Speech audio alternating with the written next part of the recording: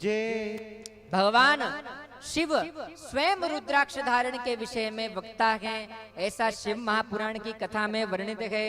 पूर्व काल की बात है, मन को संयम में रखकर जब हम हजारों वर्ष तक घोर तपस्या में लगे रहे, एक दिन सहसा मेरा मन शुद्ध हो उठा।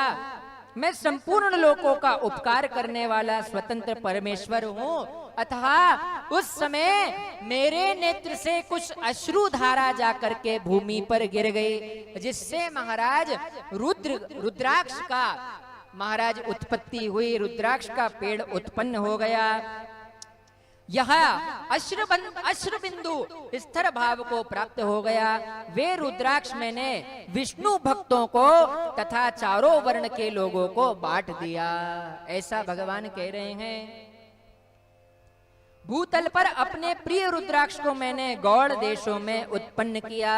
मथुरा, अयोध्या, लंका, मलयाचल, सह्यगिरी, काशी तथा अन्य देशों में उनके अंकुर उगाए वह उत्तम रुद्राक्ष असह्य पाप समूह का भेदन करने वाले हैं। अब कौन सा रुद्राक्ष, कितना बड़ा रुद्राक्ष कितना फल देने वाला होता है, इसके बारे में भी शिव महापुराण में लिखा है महाराज। हमने कहा ना, मन करता है ये भी बता दें वो भी बता दें, कुछ रह ना जाए महाराज। जो रुद्राक्ष बेर के बराबर फल, बेर के फल के बराबर होता है, वह उतना छोटा होने पर भी समस्त लोकों में सबसे ज्यादा महाराज फल देने वाला कहा गया है। जो रुद्राक्ष आंवले के फल के बराबर होता है, वह समस्त अरिष्टों का विनाश करने वाला होता है, तथा जो गुंजा फल के समान बहुत छोटा होता है, वह संपूर्ण मनोरथ और फलों को सिद्ध करने वाला होता है।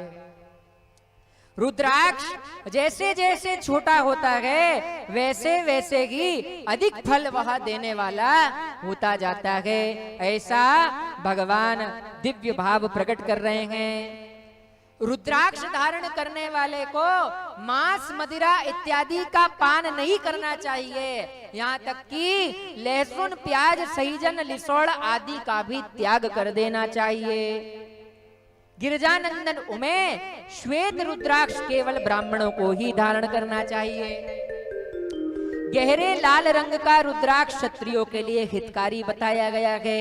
वैश्यों के लिए प्रतिदिन बारंबार पीले रुद्राक्ष को धारण करना आवश्यक है और शूद्रों को काले रंग का रुद्राक्ष धारण करना चाहिए। यह वेदोक्त मार्ग है।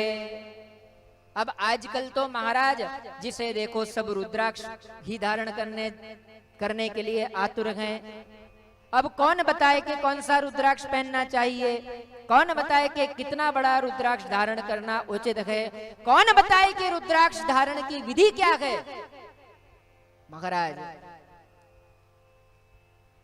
और रुद्राक्ष की पहचान होना भी बड़ा ही कठिन है। इसलिए महाराज जीव मात्र को चाहिए कि नियम पूर्वक उनके पास जो भी रुद्राक्ष हो उसका भगवान सांब सदाशिव के पास रखकर चराचर अभिषेक करें और उस अभिषेक के भाव से उसकी प्राण प्रतिष्ठा करें, उस रुद्राक्ष की भी प्राण प्रतिष्ठा करें, तभी वह धारण करने योग्य होता है। बोले भक्त वत्सल भगवान की।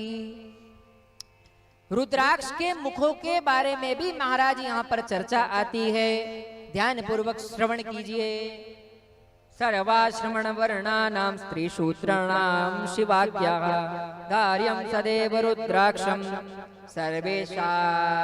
सर्वेषामर्णं वर्णं। समस्त प्रकार के वर्ण के लोग, चाहे स्त्री हो चाहे चतुर्थ वर्ण का हो, वह शिव की आज्ञा से रुद्राक्ष को धारण करने में महाराज सामर्थ्यवान हैं।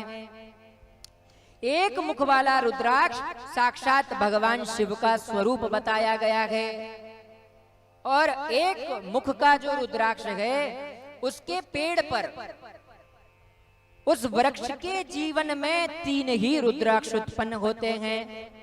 शिव महापुराण में ऐसी मान्यता है कि एक मुखी रुद्राक्ष के वृक्ष में जो 3 रुद्राक्ष उत्पन्न होते हैं, उनमें से एक रुद्राक्ष स्वर्ग लोक को चला जाता है, एक भूलोक में चला जाता है, रसातल में चला जाता है, और एक मुखी रुद्राक्ष यदि किसी को मिल जाए तो वह इस ब्रह्मांड में, इस पृथ्वी लोक में बहुत ही सौभाग्यशाली होता है। उसी को एक मुखी रुद्राक्ष मिलता है। हमारे भगवान कह रहे हैं,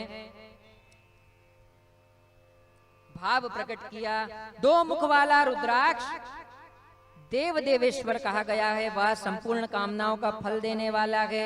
3 मुख वाला रुद्राक्ष साक्षात साधन का फल देने वाला है। 4 मुख वाला रुद्राक्ष साक्षात ब्रह्मा का स्वरूप है। 5 मुख वाला रुद्राक्ष साक्षात कालत अग्नि स्वरूप है। वह कुछ भी करने में महाराज समर्थवान हैं। 6 मुख वाला रुद्राक्ष भगवान कार्तिकेय का स्वरूप है। ऐसा जानना चाहिए, ऐसा ही मानना चाहिए।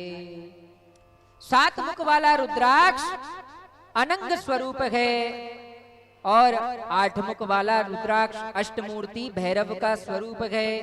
9 मुख वाला रुद्राक्ष भैरव तथा कपिल मुनि का प्रतीक माना गया है। 10 मुख वाला रुद्राक्ष साक्षात भगवान विष्णु का स्वरूप माना गया है। महाराज, जिसे भगवान शिव के साथ भगवान विष्णु की अभिष्ट सिद्धि प्राप्त करना हो, उसे 10 मुख वाला महाराज रुद्राक्ष धारण करना चाहिए। 11 मुख वाला रुद्राक्ष साक्षात भगवान रुद्र का ही स्वरूप माना गया है। 12 रूप वाला रुद्राक्ष, 12 मुख वाला रुद्राक्ष केश प्रदेश में धारण करना चाहिए। इसमें 12 आदित्य अर्थात 12 सूर्य विराजमान हैं। उसमें विश्वदेव का स्वरूप विराजमान होता है।